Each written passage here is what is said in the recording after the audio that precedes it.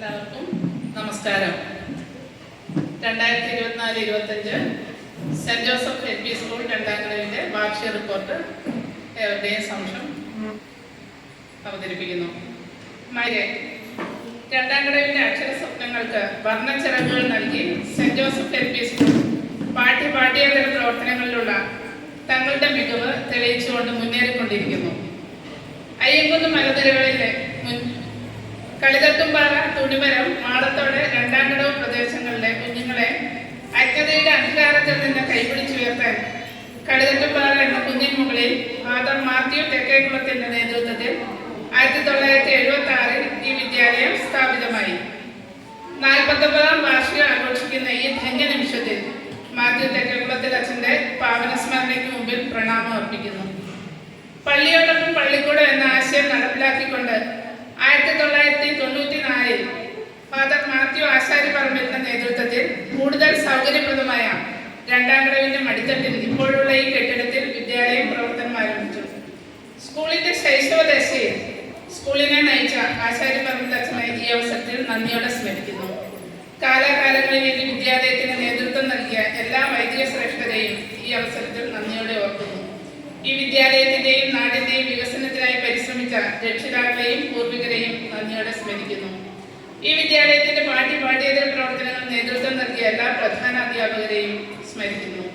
ഈ വിദ്യാലയത്തിൽ സേവനം ചെയ്തു കടന്നുപോയ എല്ലാ അധ്യാപകരെയും ഓർക്കുന്നു. എല്ലാവർക്കും നന്ദിയുടെ നറുമലരുകൾ അർപ്പിക്കുന്നു. തലശ്ശേരി കോർപ്പറേറ്റ് വിദ്യാഭ്യാസ ഏജൻസിയുടെ കീഴിൽ പ്രവർത്തിക്കുന്ന ഈ സ്കൂളിന്റെ രക്ഷാധികാരി അഭിവന്ദ്യ മാർ ജോസഫ് പാമ്പ്ലാനി പിതാവും മാനേജർ റവറൻഡ് ഫാദർ മാത്യു ശാസ്താംപടവിലുമാണ്. ഈ സ്കൂളിന്റെ സുഗമമായ നടത്തിപ്പിന് സഹായകമായ എല്ലാ സഹായങ്ങളും നൽകുന്നു. ബഹുമാനീയ നേതൃത്വത്തിന് നന്ദി അർപ്പിക്കുന്നു. ഇപ്പോൾ നമ്മുടെ സ്കൂളിന്റെ മാനേജറായി പ്രവർത്തിക്കുന്ന ബഹുമാനപ്പെട്ട ഫാദർ ജോസഫ് തേനമാക്കലാണ് ഈ സ്കൂളിന്റെ എല്ലാ വികസന പ്രവർത്തനങ്ങൾക്ക് നേതൃത്വം നൽകിക്കൊണ്ട് ഈ സ്കൂളിന്റെ ഭാഗം തന്നെയായ അച്ഛന്റെ നിസ്വാർത്ഥ സേവനങ്ങൾക്ക് മുമ്പിൽ ശിരസ് നമിക്കുന്നു. ഉപജില്ലാ വിദ്യാഭ്യാസ ഓഫീസ് നമ്മുടെ വിദ്യാലയം ഇരിട്ടി ഉപജില്ലാ വിദ്യാഭ്യാസ ഓഫീസിന് കീഴിൽ പ്രവർത്തിക്കുന്നു. ഉപജില്ലാ വിദ്യാഭ്യാസ ഓഫീസർ ശ്രീ സത്യൻ സിക്കെയും ഓഫീസ് ജീവനക്കാരും നമ്മുടെ വിദ്യാലയത്തിന് പൂർണ്ണ സഹകരണവും പിന്തുണയും നൽകി വരുന്നു. എല്ലാവർക്കും നന്ദി അറിയിക്കുന്നു. SSK ഇരിട്ടി BRCയുടെ നേതൃത്വം പാഠ്യേതര പ്രവർത്തനങ്ങളിൽ നമ്മുടെ സ്കൂളിനെ സഹായിച്ചുകൊണ്ടിരിക്കുന്നു. BPC ശ്രീ തുളസീധരൻ PM-ഉം BRC കോർഡിനേറ്റർ കുമാരി അഞ്ജിതയും സമയാസമയങ്ങളിൽ വേണ്ട നിർദ്ദേശങ്ങൾ നൽകി വരുന്നു. വിദ്യാഭ്യാസ പുരോഗതി ലക്ഷ്യമാക്കിക്കൊണ്ട് അധ്യാപകർക്ക് പരിശീലനങ്ങളും കുട്ടികൾക്കായുള്ള വിവിധ പ്രവർത്തനങ്ങളും നടത്തുന്നു. 1-2 ക്ലാസ് കുട്ടികൾക്ക് പഠനോപകരണം വാങ്ങുന്നതിനായുള്ള ധനസഹായം ഈ വർഷം SSKയിൽ നിന്ന് ലഭിച്ചു. രേഖകൾ പരിശോധിച്ച് ഓഡിറ്റ് നടത്തുകയും എല്ലാ പിന്തുണയും നൽകിയ BPC തുളസീധരൻ സാറിനും BRC കോർഡിനേറ്റർക്കും നന്ദി അറിയിക്കുന്നു. ഈ വർഷം സ്കൂളിന്റെ ഹെഡ് മിസ്ട്രസ്സായി മിനിമോൾ സേബ്രാവും സഹാധ്യാപകരായി ശ്രീമതി ഷൈമോൾ ബിബിയും സ്നേഹ ജോസഫും സിസ്റ്റർ ജിജി KS-ഉം സേവനമനുഷ്ഠിക്കുന്നു.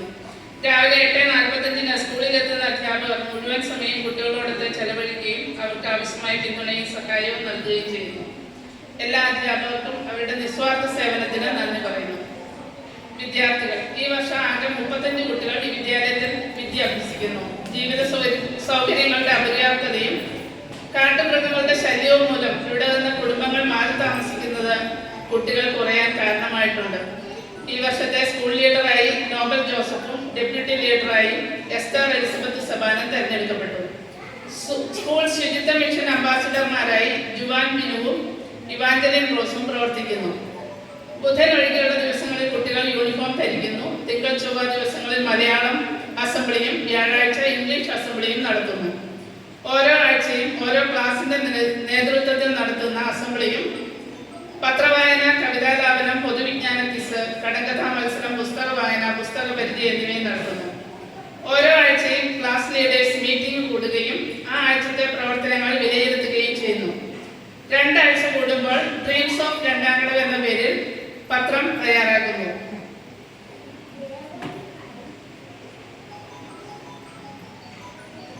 പരിമിതമായ സാഹചര്യത്തിലും നമ്മുടെ കുട്ടികൾ സബ് ജില്ലാ കലാമേളയിൽ പങ്കെടുത്ത് 19 A ഗ്രേഡുകളും 2 B ഗ്രേഡുകളും കരസ്ഥമാക്കിയിട്ടുണ്ട്.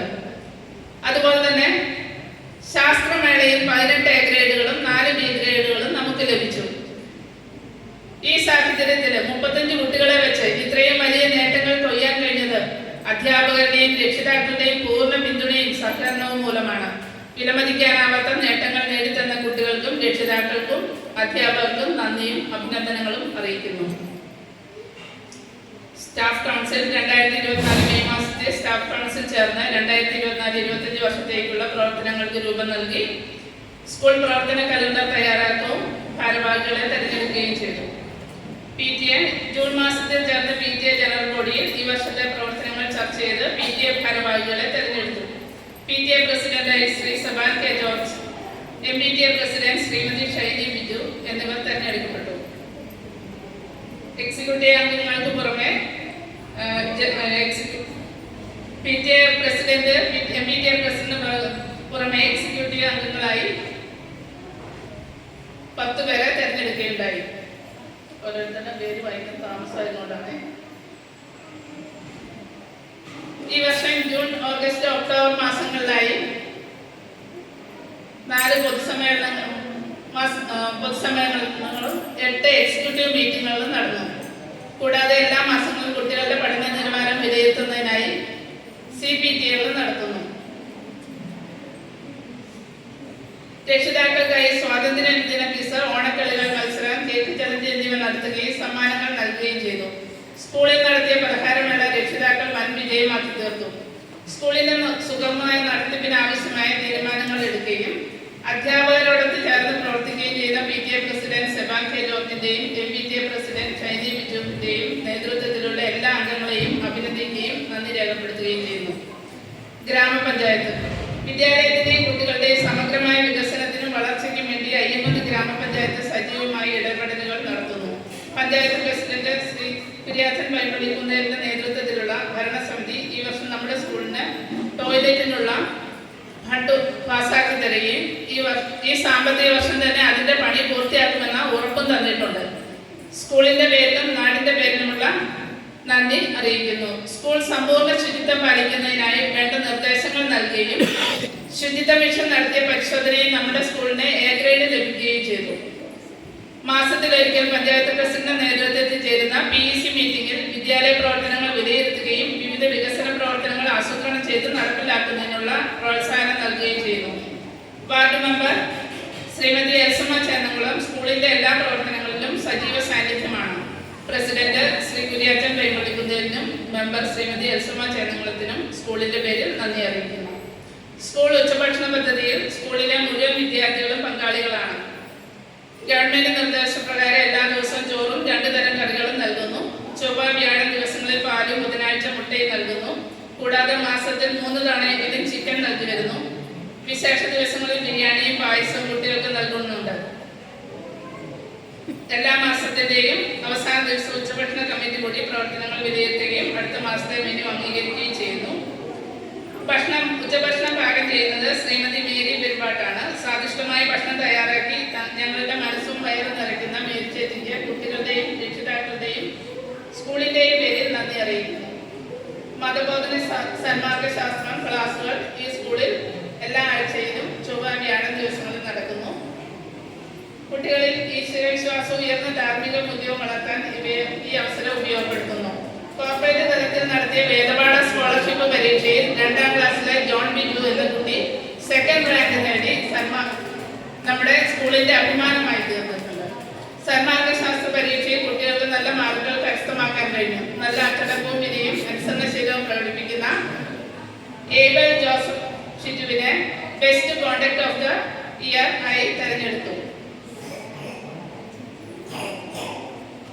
ക്ലബ്ബ് പ്രവർത്തനങ്ങൾ ഈ വർഷത്തെ വിദ്യാരംഗ കലാസാഹിത്യവിദ്യയുടെയും വിവിധ ക്ലബ്ബുകളുടെ ഉദ്ഘാടന സർഗാത്മകതയുടെ ബോധവൽക്കരണവും 26/24 റിട്ടയർഡ് അധ്യാപകനും സംഗീതജ്ഞനുമായ ശ്രീ ബേബി AP സാർ ഉദ്ഘാടനം ചെയ്തു.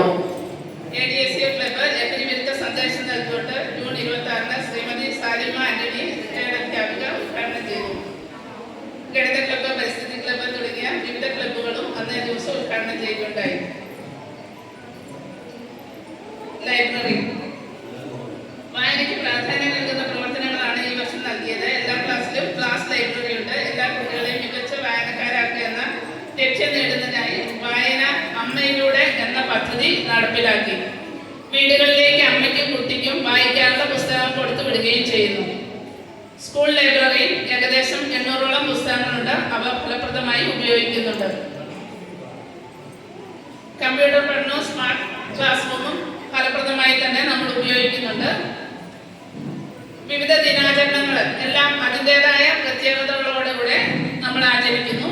ജൂൺ 3 പ്രവേശനോത്സവം, ജൂൺ 5 പരിസ്ഥിതി ദിനം, ജൂൺ 19 വായനാ ദിനം, ജൂൺ 21 അന്താരാഷ്ട്ര യോഗ ദിനം, ജൂൺ 26 അന്താരാഷ്ട്ര ലഹരി വിരുദ്ധ ദിനം, ജൂലൈ 1 ഡോക്ടേഴ്സ് ഡേ, ജൂലൈ 21 ചാന്ദ്രദിനം, ജൂലൈ 27 കലാം ദിനം, ആഗസ്റ്റ് 6, 9 ഹിരോഷിമ നാഗസാക്കി ദിനം, ആഗസ്റ്റ് 15 സ്വാതന്ത്ര്യ ദിനം, ചിങ്ങം 1 കർഷക ദിനം, ഓണാഘോഷം സെപ്റ്റംബർ 13, സെപ്റ്റംബർ 5 അധ്യാപക ദിനം, ഒക്ടോബർ 2 ഗാന്ധി ജയന്തി ദിനം, ഒക്ടോബർ 6 ലോക പുഞ്ചിരി ദിനം, നവംബർ 1 കേരള പിറവി, നവംബർ 14 ശിശുദിനം, ഡിസംബർ 10 മനുഷ്യാവകാശ ദിനം, ക്രിസ്മസ് ആഘോഷം, ജനുവരി 1 പുതുവർഷം, ജനുവരി 26 റിപ്പബ്ലിക് ദിനം,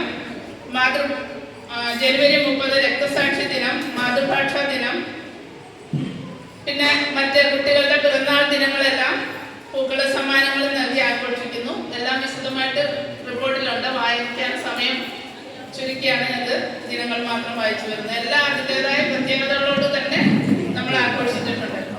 എൻഡോമെന്റ് ഈ വിദ്യാലയത്തിന് മുൻ ഹെഡ് മിസ്ട്രസ്മാരായിരുന്ന ശ്രീമതി കുട്ടിയമ്മ ലൂസ്, ശ്രീമതി ലീലാമ തോമസ് എന്നിവർ ഏർപ്പെടുത്തിയ എൻഡോമെന്റുകൾ കുട്ടികൾക്ക് നൽകി വരുന്നു.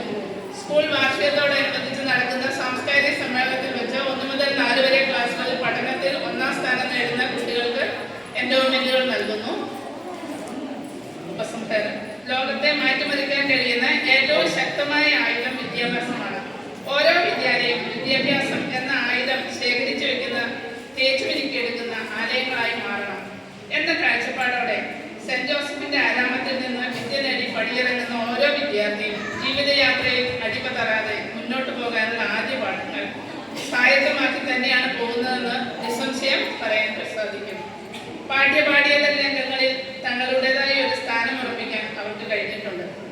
2024-25 അധ്യയന വർഷം പിന്നിടുന്ന ഓരോ നിമിഷങ്ങൾ അണഞ്ഞു തീരുമ്പോഴും അഭിമാനിക്കാനും 2ാം കടവിന്റെ വിജയ സ്വപ്നങ്ങളെ സാക്ഷാത്കരിക്കാനും നമ്മുടെ കുഞ്ഞുങ്ങൾക്ക് കഴിയട്ടെ എന്ന് ആശംസിക്കുകയും പ്രാർത്ഥിക്കുകയും ചെയ്തുകൊണ്ട് ഈ റിപ്പോർട്ട് ഏവരുടെയും അംഗീകാരത്തിനായി